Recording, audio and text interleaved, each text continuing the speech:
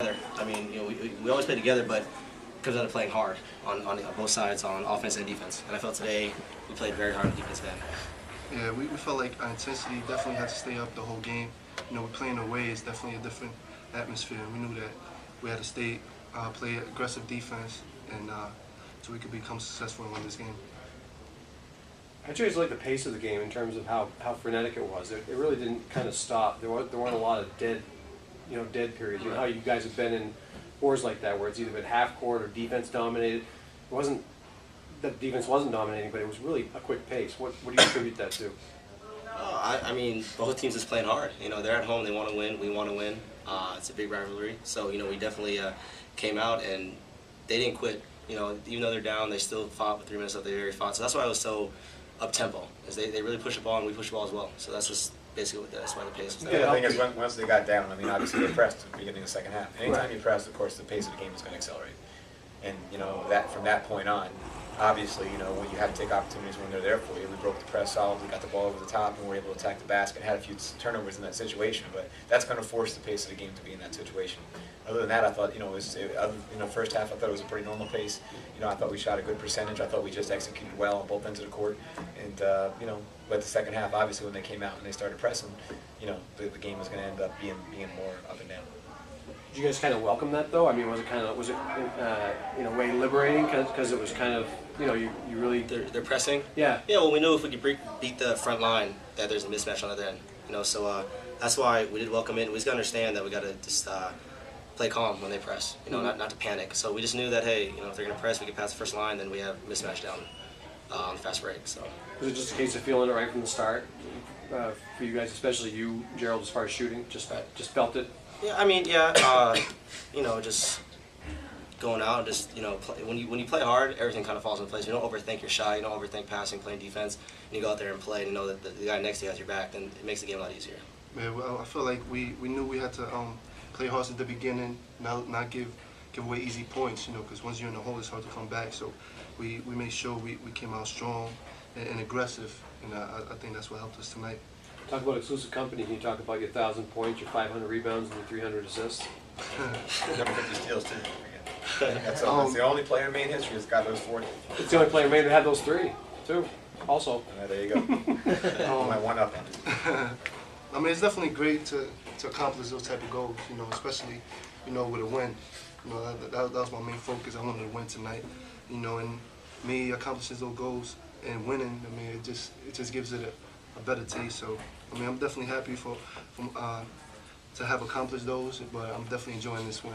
And I'll say this about juniorness, too. I've had a lot of other players, not a lot of other players. Some other players get 1,000 points.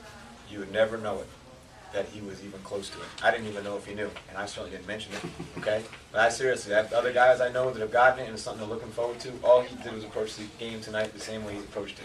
And I think if you look at the combination of those stats, that says a lot about his durability and how important he's been to our basketball team throughout his entire career. You don't get those stats unless you are a key guy and a leader all the way throughout. And obviously it's just a testament to everything he's done in a Black Bear uniform. It's a great, great accomplishment. It's something he'll always be proud of, and we're certainly awfully proud of him.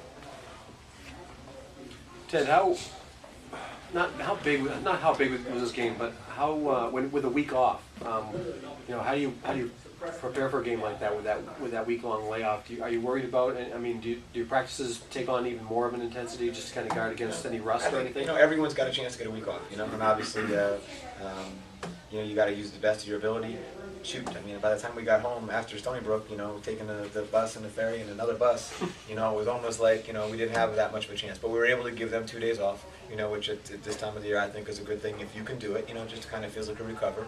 And then, just get back to some fundamentals. I mean, we've been playing some good basketball, but you always, when you have an opportunity where you have 3 days of practice going into a game, we haven't had that opportunity really since the beginning of January. And, obviously from a coaching standpoint, our staff got together and we knew there were some things we wanted to tighten up. And one of the things we wanted to tighten up was just kind of get back and playing consistent defense and rebounding and just being a little tighter in our offensive execution.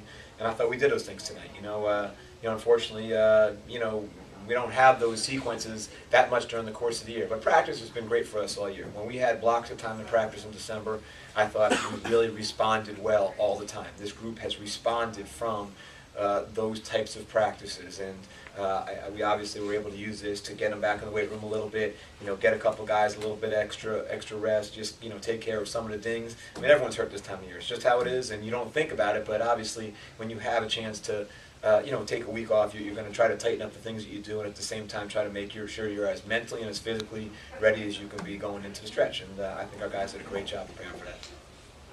Could have come at a good time in that regard, just because of the long trips you guys had before that? Well, I mean, we don't. One thing about Maine basketball, we don't worry about long trips, okay? Because we used to them, and I give these guys a lot of credit. They're completely resilient. I mean, 9 hours on a bus is nothing to us. So, they just make the most of their time. They enjoy each other's company, and like I said, we were able to just. We knew we had a week off. Like I said, everyone in the league does. Everyone's got a bye situation. Just happened to be ours. No matter when it comes, whether it's late January or early February, of course, it's always going to be at a good time.